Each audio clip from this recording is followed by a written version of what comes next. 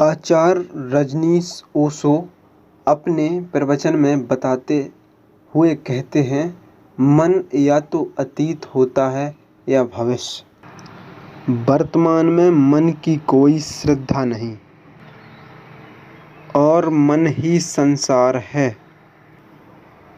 इसलिए वर्तमान में ही संसार की कोई श्रद्धा नहीं और मन ही समय है। इसलिए वर्तमान में समय की कोई श्रद्धा नहीं। अतीत का वस्तुतः कोई अस्तित्व नहीं है, सिर्फ स्मृतियां हैं, जैसे रेत पर छूते हुए पगचिन्ह। सांप तो जा चुका है, धूल पर पड़ी लकीर रह गई। ऐसे ही चित्त पर जो व्यतीत हो गया है, उसकी छाप रह जाती है। उसी छाप में अधिकतर लोग जीते हैं। जो नहीं है उसमें जिएंगे तो आनंद कैसे पाएंगे। प्यास तो है वास्तविक और पानी पिएंगे स्मृतियों का, बुझेगी प्यास। धूप तो है वास्तविक और छाता लगाएंगे कल्पनाओं का, रुकेगी धूप उससे। अतीत का कोई अस्तित्व नहीं।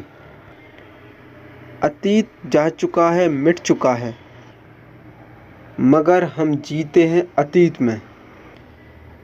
इसलिए हमारा जीवन व्यर्थ, अर्थहीन होता है। इसलिए जीते तो हैं मगर जी नहीं पाते। जीते तो हैं लेकिन घसीटते हैं। नृत्य नहीं, संगीत नहीं, उत्सव नहीं और अतीत रोज बड़ा होता चला जाता है। 24 घंटे फिर बीत गए, अतीत और बड़ा हो गया। 24 घंटे और बीत गए, अतीत और बड़ा हो गया। जैसे जैसे अतीत बड़ा होता है, वैसे वैसे हमारे सिर पर बोझ बढ़ता जाता है। इसलिए छोटे बच्चों की आंखों में जो निर्दोषता दिखाई पड़ती है, जो संतत्व दिखाई पड़ता है, वह फिर बूढ़ों की आंखों में खोजना मुश्किल हो जाता है। हजार तरह के झूठ इकट्ठे हो जाते हैं। सारा अतीत ही झूठ है। जीसस एक सुबह सुबह ज़ीर पर रुके हुए हैं। सूरज अभी उगा नहीं, बस थोड़ी देर में उगने को है। और एक मछुए ने जाल फेंका है। जीसस ने उस मछुए के कंधे पर हाथ रखा। मछुए ने लौट के देखा। सूरज की फूटती हुई किरण पूरब से जीसस के चेहरे पर पड़ी। उस मछुए की आंख जीसस की आंख से मिली और बात हो गई। बिना बात किए बात हो गई। आंख से आंख की मुलाकात हो गई। क्षण भर सन्नाटा रहा। जीसस ने कहा, छोड़िए जाल। पकड़ ली तूने मछलियां बहुत, करेगा भी क्या मछलियां पकड़ पकड़ के। जीवन में और पकड़ना है या फिर मछलियां ही पकड़ना है। इनकी दुर्गंध से अभी उबा नहीं। छोड़ जाल, मेरे पीछे आ। मैं तुझे परम धन खोजने का सूत्र दूं।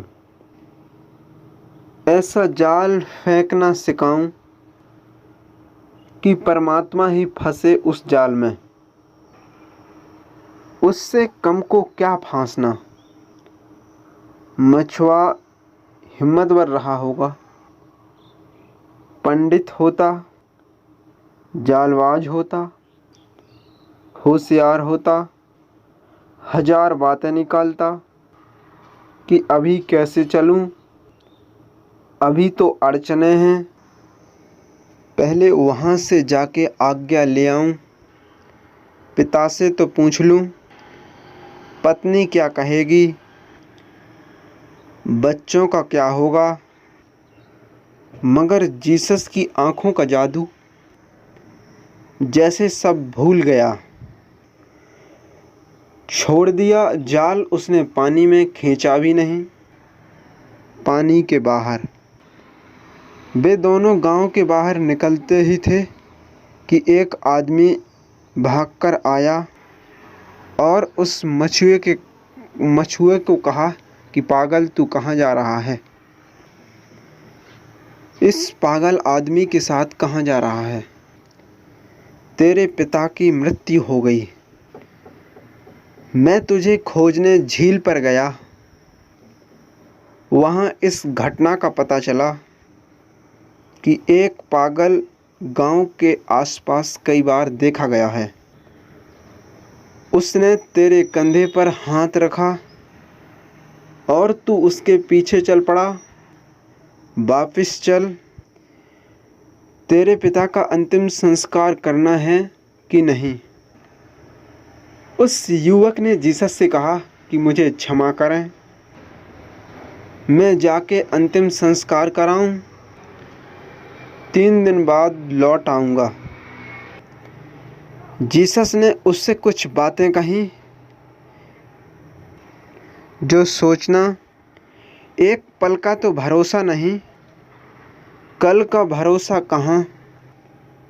और तू 3 दिन का वादा करता है, आ सकेगा? तेरे पिता को पक्का था कि आज मर जाएंगे। तुझे ही पक्का होता तू आज झील पर मछली पकड़ने नहीं जाता। तू कल भी जिंदा होगा, 3 दिन बाद भी तू आ सकेगा। यह भी मान लें कि तू जिंदा होगा, 3 दिन बाद तुझ में यह साहस रह जाएगा जो आज जगा है, जो किरण आज तुझ में फूटी है। और फिर तू 3 दिन बाद आ भी जाए, ये भाव भी रह जाए, तो मैं बचूंगा। मैं भी बच जाऊं, ये भाव भी रह जाए, 3 दिन बाद तू आ भी जाए, तो हमारा फिर मिलन होगा। अनंत अनंत काल में हम पहली बार मिले, दोबारा का क्या भरोसा। उस युवक ने कहा, बात तो आपकी ठीक है, जवाब तो मेरे पास नहीं, मगर मेरे पिता का अंतिम संस्कार भी तो करना है। जीसस ने कहा, इसकी फिक्र छोड़, क्योंकि गांव में बहुत मुर्दे हैं, वे मुर्दे को दफना देंगे। गांव में कुछ मुर्दों की कमी है। ये आदमी आया, एक खुद ही मुर्दा है, यही दफना देंगे, मुर्दे मुर्दे को दफना देंगे।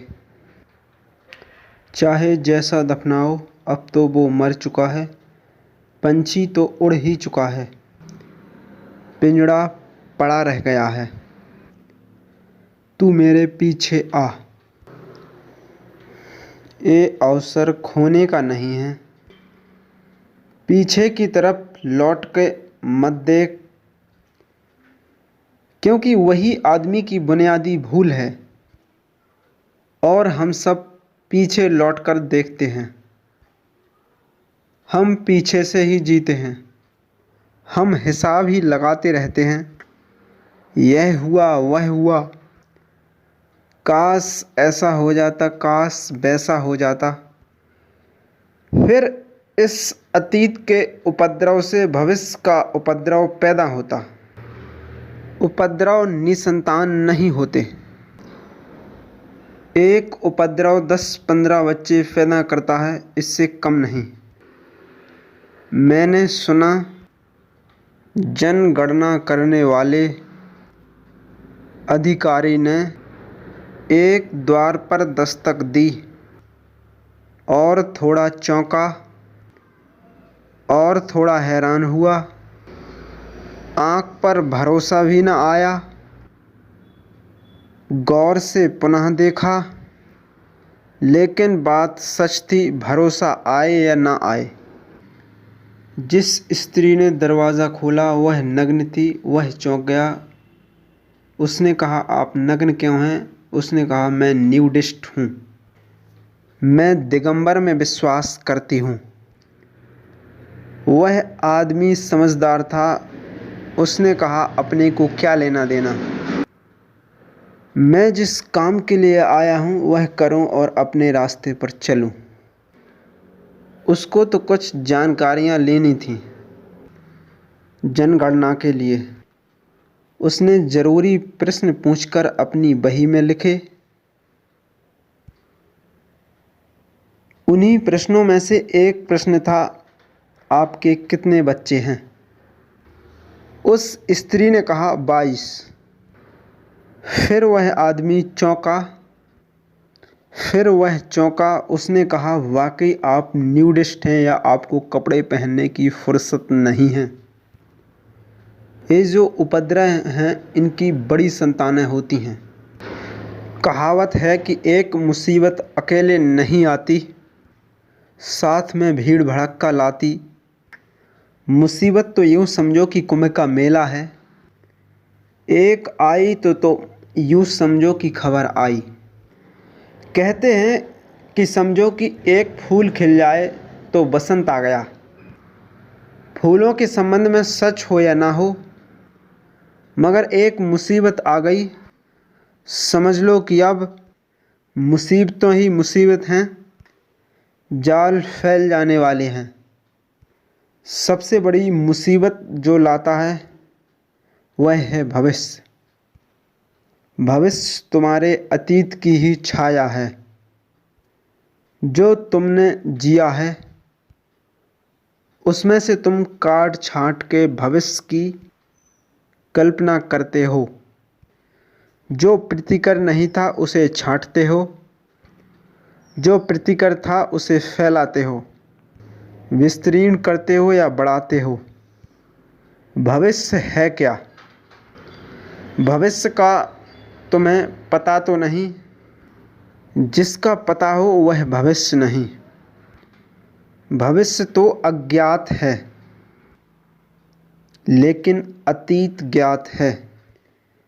ज्ञात से हम अज्ञात के संबंध में अनुमान लगाते हैं और ज्ञात में से ही चुनाव करते हैं। सुखद को चुनते हैं, दुखद को छोड़ते हैं। ऐसे हम भविष्य के रंगीन सपने संजोते हैं। कांटे कांटे अलग कर देते हैं, गुलाब गुलाब बचा लेते हैं। हालांकि ये हमारी भ्रांति है। कांटे और गुलाब साथ साथ होते हैं। यह असंभव है कि तुम जो गलत था उसे छोड़ दो, जो ठीक था उसे बचा लो। गलत तो ठीक संयुक्त था, जुड़ा था। आएगा तो साथ आएगा, जाएगा तो साथ जाएगा। वह एक ही सिक्के के दो पहलू हैं। तुम एक पहलू को बचा न सकोगे। एक तो अतीत का बोझ, उसकी चट्टानें हमारी छाती पर रखी हैं, और फिर भविष्य का बोझ, अतीत का रोना कि ऐसा क्यों ना हुआ, और फिर जल्दी ही भविष्य के लिए रोओगे, क्योंकि वह भी नहीं होने वाला है। न अतीत तुम्हारे मन के अनुकूल हुआ, न भविष्य तुम्हारे मन के अनुकूल होगा।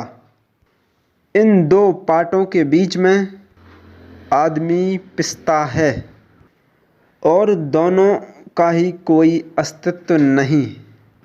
अतीत वह है जो जा चुका, अब नहीं, और भविष्य वह जो आया नहीं, अभी आने वाला है। दोनों के मध्य में छोटा सा बिंदु है अस्तित्व का, बस बूंद की भांति है। अगर होश न रहा तो चूक जाओगे। यह सूत्र प्यारा है, यह संन्यास की परिभाषा है। भविष्यम नानुसंधत्ते, भविष्य का अनुसंधान ना करो। जो नहीं है उसके पीछे ना दौड़ो।